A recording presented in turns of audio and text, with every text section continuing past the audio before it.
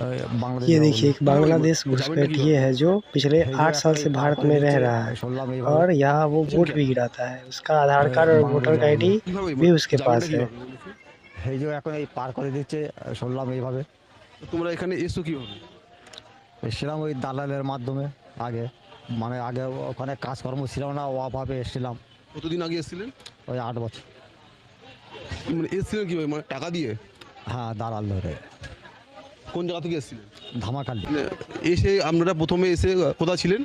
Salt Lake sector 5। আপনারা কি এখানে ভোট দিতেন?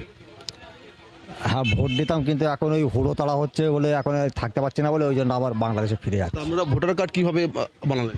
ডকুমেন্টস দিয়েছিল, আমাদের পাড়ায় সব ডকুমেন্টস সব দিয়ে গেছিলো, দিয়ে ওই ডকুমেন্টস ফিল আপ করে জমা দিয়েছিলাম। দিয়ে ওই আমাদের ওখানে একটা স্কুল আছে বাচ্চাদের, ওখানে ওই আপনার ওই চার্টে নাম এসেছিলো ছবি সমেত।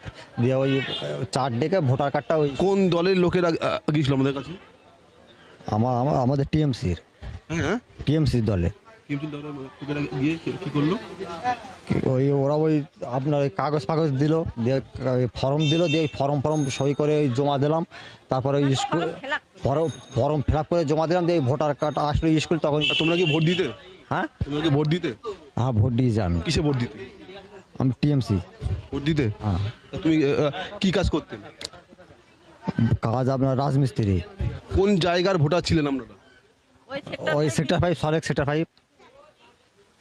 আচ্ছা, তো এতদিন ধরে তাহলে আপনারা এখানে মানে বাস করতেন, কেউ কিছু বলতো না? না তখন কিছু বল না, তখন কিছু বলিনি। কার সোর্সে বসে, মানে কার হাত ধরে এখানে এসেছিলেন?